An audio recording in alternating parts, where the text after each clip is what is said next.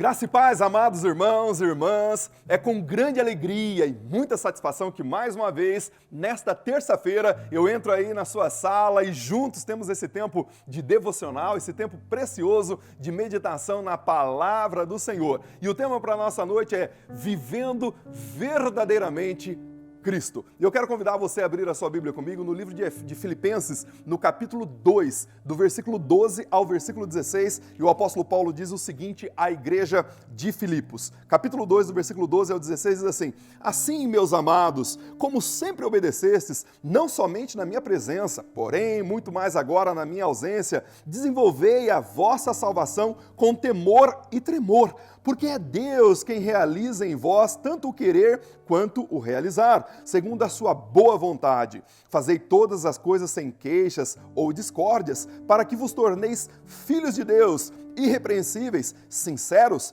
e íntegros no meio de uma geração corrupta e perversa, na qual resplandeceis como luminárias num mundo perverso, retendo a palavra da vida, para que no dia de Cristo eu tenha motivo de me orgulhar no fato de que não trabalhei em vão e que corri e trabalhei para o Senhor. Vivendo uma vida que glorifica a Cristo. Esse é o tema desse capítulo aqui do apóstolo Paulo. O apóstolo Paulo passou algum tempo incentivando a igreja de Filipos a ser humilde e submissa ao Pai e ao Senhor Jesus Cristo. Paulo apela, por exemplo, ao exemplo supremo de Jesus Cristo de humildade. O versículo 5 do capítulo 2 em diante, ele vai dizer: tende em vós o mesmo sentimento de humildade que houve também em Cristo Jesus. Agora, nesses versículos, há um chamado a essa jovem igreja para realizar a obra do Senhor com verdadeira humildade. E esta é uma mensagem que não ficou plasmada no passado apenas para a igreja de Filipos, mas que todos nós precisamos levar a sério como cristãos. Por isso eu quero que afixemos a nossa atenção nesses princípios contidos nesse texto, a fim de aplicarmos nas nossas vidas, sorvermos para a nossa existência e, de fato, vivermos uma vida que glorifica a Deus. E o primeiro desafio que o apóstolo Paulo faz a essa igreja é o desafio de um exercício. Está contido no versículo 12, na parte C. Ele diz: desenvolvam a vossa salvação com temor e tremor. Esse exercício aqui não tem a ver com a busca ou em prol da salvação, pois essas pessoas que o apóstolo Paulo está dirigindo, essas palavras, eram pessoas que já eram salvas pela graça. Se você pegar o primeiro versículo e o capítulo primeiro versículo de Filipenses, você vai observar que quando o apóstolo Paulo se dirige à igreja, ele se dirige aos santos, aos irmãos em Cristo. Esses irmãos já haviam passado pelo processo que ele mesmo falou lá na igreja de Efésios, do capítulo 2, versículo 8 e 9, que vocês foram salvos pela graça, mediante a fé. Isso não vem de vós, é dom de Deus para que ninguém se glorie. Portanto, era uma igreja de salvos. Quando o apóstolo Paulo diz desenvolver a salvação, essa palavra aqui quer dizer, literalmente, levar ao máximo a sua salvação, esticar ao máximo possível. É como se você pegasse um elástico e esticasse o máximo possível. O termo também era usado na mineração, para a extração de cada uma das pepitas da mina, também usado na agricultura, e a ideia era que um grande empenho, um desenvolvimento de um grande empenho do agricultor a fim de obter a maior colheita possível. No caso específico do nosso texto, o apóstolo Paulo faz um desafio duplo para a igreja e para cada um de nós. Aqui a ideia era para qualificar a vida cristã, de tal maneira que ela se torne tudo aquilo que Deus planejou para que ela de fato fosse. Nós temos, por exemplo, o exemplo lá de Mateus capítulo 25, do versículo 14 ao 30, quando o Senhor Jesus fala dos talentos, fala de um senhor, um dono de terras que se ausentou das suas terras, e ele chama 3 homens, e ele deixa alguns talentos para esses homens. Para o primeiro ele deixa 5 talentos, para o segundo ele deixa 2 talentos, e para o terceiro ele deixa apenas 1 talento. Cada um desses homens fizeram o que eles podiam fazer com seus talentos. O primeiro fez uma aplicação e conseguiu o dobro, isto é, ele tinha 5 e agora ele tem mais 5 talentos para apresentar ao seu senhor. O segundo fez a mesma coisa, fez negócios e o seu talento foi duplicado, então agora ele tem 2 talentos a mais para apresentar ao seu senhor. O terceiro, então, com medo do seu senhor, achando que o seu senhor era um senhor carrasco, ele enterra o seu talento. Quando o senhor volta, o primeiro entrega o talento duplicado, a obra dele duplicada, então ao invés de entregar 5 talentos, ele entrega 10 e o senhor diz: servo bom e fiel, você foi fiel no pouco, sobre o muito te colocarei. Entra no gozo do teu Senhor. O segundo, da mesma maneira, entrega ao invés de 2 talentos, ele entrega 4, porque ele havia feito boa aplicação dos talentos do Senhor. E aí o Senhor diz, servo bom e fiel, entra no gozo do teu Senhor, porque fosse fiel no pouco, também te colocarei sobre o muito. O terceiro apresenta e diz, olha, Senhor, eu enterrei o talento, porque eu sei que o Senhor é um homem que colhe onde não semeou. O Senhor é um homem cruel, então eu tive medo e enterrei o talento. E aí o Senhor diz para aquele homem o seguinte, será tirado tudo que você tem, porque você não fez que prosperasse o seu talento. A ideia é o desenvolvimento dos nossos talentos, a ideia é fazer com que a nossa salvação, a nossa vida cristã, seja uma vida superlativa, uma vida qualificada, uma vida cheia da presença e da graça do Senhor. Então o primeiro ponto é essa ideia, desenvolver a vida cristã. Mas o apóstolo Paulo também está nos trazendo a dimensão para que nós sejamos nós mesmos, conforme a imagem de Cristo Jesus em nós. Assim como a lua reflete a luz do sol, nós fomos chamados para refletir a luz de Cristo nesse mundo trevoso, nesse mundo de trevas. Por isso, é que Deus está trabalhando em nós para que cresçamos segundo a sua vontade. O Espírito Santo em nós faz com que sejamos cada dia mais nós mesmos, a imagem de Cristo. C.S. Lewis vai dizer que o Espírito Santo na vida de um crente é como a justa medida do sal no alimento. Ela, de fato, faz com que o sabor do alimento seja realçado. O Espírito Santo em nós realça quem nós somos, segundo a imagem de Cristo em nós, pois Ele é o nosso padrão como cristãos, significando dizer que quando o Senhor está em nós, Ele muda o nosso caráter. É o que o apóstolo Paulo vai dizer, aquele que roubava não roube mais, aquele que matava não mate mais, aquele que mentia não mente mais. Há uma mudança de caráter, mas a personalidade, o Espírito Santo usa o meu jeito e o seu jeito, segundo a sua vontade, para glorificar a Deus. Mas o texto nos diz também que esse exercício deve ser feito com temor e tremor. E por que isso, você perguntaria? Bom, o apóstolo Paulo quer mostrar a seriedade desse tema, que não se trata de algo de somenos importância na vida cristã. A ideia aqui é que após a salvação, eu não tenha ou não desenvolva ou viva uma vida cristã satisfeita com a vida que eu estou levando atualmente. Apenas objetivando, por exemplo, morar no céu, quem sabe vivendo uma vida pequena, medíocre e sem sabor. Não, o apóstolo Paulo não quer que vivamos desta maneira. Outro detalhe é que esse caminho é um caminho desconhecido, pois nenhum de nós sabemos o que seguir a Jesus vai requerer de nós. Porque quando você vive uma vida apenas de conveniência, é tranquilo, é muito tranquilo. Mas quando você vive uma vida verdadeiramente cristã, nós não sabemos o que vamos encontrar pela frente. Mas o apóstolo Paulo, ele nos diz, por exemplo, que na sua caminhada, ele encontrou diversos óbices, diversos obstáculos. Ele vai, por exemplo, nos dizer lá em 2 Coríntios, capítulo 11, versículo 23 ao 29, que ele foi açoitado, que ele sofreu naufrágio, que ele sofreu muitas coisas pelo Senhor. Mas ele diz lá em 2 Timóteo, capítulo 1, versículo 12, o seguinte: por essa causa eu também sofro. Qual causa? A causa do Evangelho, o crescimento superlativo da minha vida. Então, por essa causa eu também sofro, mas não me envergonho, porque sei em quem tenho crido e estou bem certo que Ele é poderoso para guardar o meu tesouro até o dia final. O apóstolo Paulo sabia que na sua caminhada haveria percalços, óbices, obstáculos, mas, sobretudo, ele sabia em quem ele cria, por isso ele caminhava com o Senhor. Você e eu, nós também temos essa promessa em nossos corações. O Senhor Jesus foi quem nos desferiu essa promessa. Lucas capítulo 18, versículo 28 ao 30 diz: e disse Pedro, eis que nós deixamos tudo e te seguimos. Ele lhe disse, na verdade vos digo que ninguém há que tenha deixado casa, ou pai, ou irmãos, ou mulheres, ou mulher, ou filhos, pelo reino de Deus, que não haja de receber muito mais neste mundo e ainda no mundo vindouro, na vida eterna. Nós temos essa promessa, meus irmãos. Então, a despeito da vida que estamos levando agora, o Senhor tem muito mais para nós. Por fim, é o que todos nós um dia estaremos diante de Deus e daremos conta das nossas vidas. É o que o apóstolo Paulo vai dizer em Romanos, capítulo 14, versículo 12, e também em 2 Coríntios, capítulo 5, versículo 10. Ele diz o seguinte: porque todos devem comparecer ante do tribunal de Cristo, para que cada um receba segundo o que tiver feito por meio do seu corpo, o bem ou mal. Então, veja só, o que o apóstolo Paulo fala para essa igreja, no primeiro momento, é essa dimensão de poder desenvolver a nossa vida espiritual diante do nosso Senhor. Mas tem um segundo desafio. O segundo desafio é um trabalho em parceria com Deus. Olha que honra!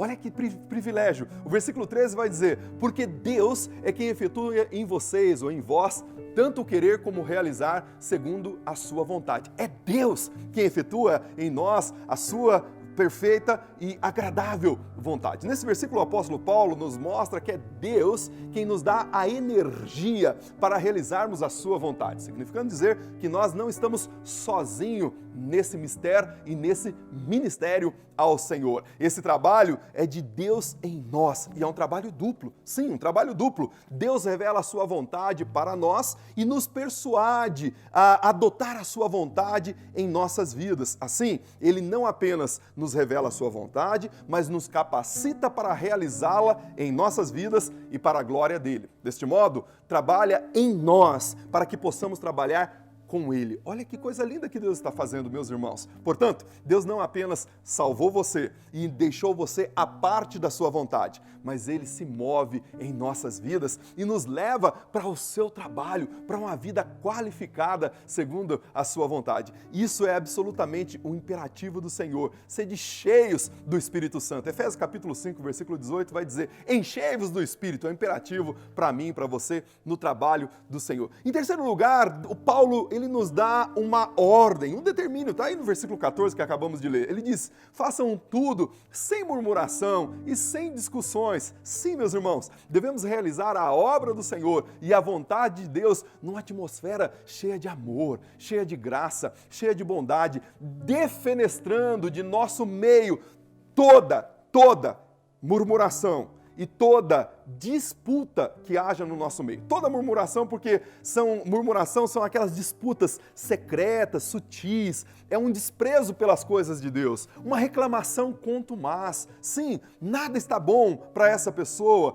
Normalmente isso é realizado de maneira privada e não publicamente. Então a murmuração está nesse nível. Mas também a disputa, que é a hesitação, são dúvidas. Isso se refere a duvidar das promessas de Deus. E foi exatamente o que os príncipes de Israel, os espias lá de Israel, fizeram em Números capítulo 13. Eles acabaram contaminando todo o povo e levando-os a não obterem a promessa de Deus. Isto é, aquela geração de capítulo 13 de Números não entrou na terra prometida porque hesitou, porque murmurou e não usufruíram do bom e do melhor que o Senhor tinha preparado para eles. Nossas vidas, meus irmãos, devem ser esvaziadas desses sintomas, tanto no particular quanto no público. E aí você poderia dizer, pastor, mas como podemos fazer isso? O apóstolo Paulo explica detalhadamente para a igreja de Filipos, mas o caminho mais adequado é começar por nós mesmos. Pois na avaliação interna, nessa introspecção, se encontramos murmuração, divisões ou coisa dessa natureza, precisamos imediatamente expulsar dos nossos corações. E na coletividade, onde houver esse tipo de comportamento, fuja, se afaste, pois isso vai invariavelmente contaminar o seu coração. O apóstolo Paulo deixa claro que devemos cultivar, imantar, agasalhar em nossos corações o sentimento que houve em Cristo Jesus, mas lá em capítulo 4, versículo 8 do livro de Filipenses, ele vai dizer, tudo que é bom, tudo que é agradável, tudo que é louvável, nisto pensais, só isso que deve ocupar a sua mente. Quarto e último lugar, quais são as consequências de imantar, agasalhar tudo isso no seu coração e fazer a vontade de Deus? No versículo 15, o apóstolo Paulo diz o seguinte, para que sejais irrepreensíveis, puros, filhos de Deus, inculpáveis no meio de uma geração pervertida e corrupta, na qual vocês brilham como luzeiros no mundo. Irmãos, quando nos encaixamos no ideal de Deus como cristãos, haverá algumas consequências positivas e grandiosas em nossas vidas. Primeiro, nós nos destacaremos no meio dessa geração corrupta, pois o verdadeiro cristão sempre é diferente e distinto. Há uma distinção deste homem e dessa mulher no mundo. Sempre seremos vistos, como o apóstolo Paulo acabou de nos referenciar, de maneira irrepreensível. Isto é, ninguém pode apontar o dedo para você. Segundo, inofensivos. A ideia aqui é não misturados, não diluído pelo mundo, mas vivendo na força e para o Senhor. As pessoas olharão para nós e verão um povo que não é capaz de causar mal ou impor ofensas. Antes, pelo contrário, o cristão verdadeiro é um agente do bem. Também o apóstolo Paulo acaba de dizer que seremos irrepreensíveis, sem repreensão, ou seja, sem falhas. A ideia aqui não é a ideia da perfeição, pois nenhum de nós jamais seremos perfeitos aqui na terra. Aliás, a expressão perfeita significa feito até o fim. E nenhum de nós chegamos ainda lá no fim. Contudo, a ideia aqui é em estarmos todos os dias eliminando toda a jaça, toda a lama do nosso caminho, diminuindo as falhas diariamente, para que nos encontremos irrepreensíveis diante do Senhor e também diante dos homens. Naturalmente, não é para que sejamos pessoas prepotentes, jactantes, pernósticas, orgulhosas e cheias de si mesmo. Não! O irrepreensível que o apóstolo Paulo está dizendo não é nessa dimensão. Antes, pelo contrário, é para que Deus, a quem servimos, esse sim é perfeito, seja glorificado em nossas vidas. Ficando evidente, então, que esse tipo de vida contrasta diametralmente oposta, há um contraste diametralmente oposto ao estilo de vida do mundo, do padrão do mundo, pois o mundo está constantemente em oposição às coisas de Deus, murmurando por qualquer motivo, conspirando contra a verdade. Por isso, de fato, precisamos ser diferentes. Esse padrão não pode ser o padrão da igreja e nem do nosso coração, porque nós somos lavados e redimidos pelo sangue do Cordeiro. Essa era a preocupação do apóstolo Paulo ao dar essas orientações à igreja de Filipos. Ele desejava que a igreja alijasse essa carga danosa do seu meio, uma vez para sempre, ou de uma vez para sempre.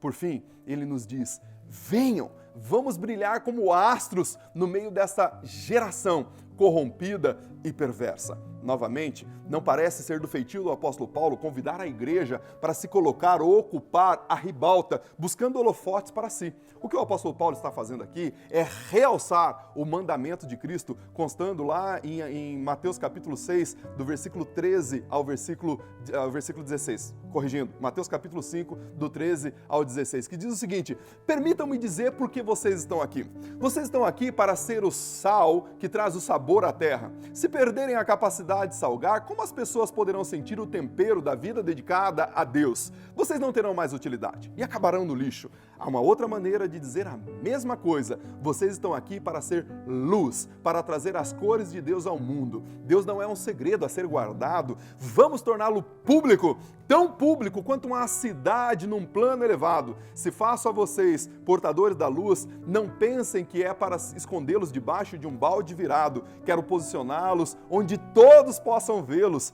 Agora que vocês estão no alto do morro, onde todos conseguem enxergá-los, tratem de brilhar, mantenham a sua casa aberta, que a generosidade seja a marca da vida de vocês, mostrando-se acessíveis aos outros. Vocês motivarão as pessoas a se aproximarem de Deus, o generoso Pai que estás nos céus. Meus irmãos, quando nós estamos alinhados com o nosso Deus e vivemos esse padrão, os nossos holofotes, ou os holofotes não estarão focados para nós, mas nós teremos holofotes do Senhor para iluminar esse mundo trevoso e esse mundo sombrio. Sejamos verdadeiramente cristãos que vivem o Cristo encarnado. Quero concluir fazendo uma única pergunta essa noite: como está a sua luz?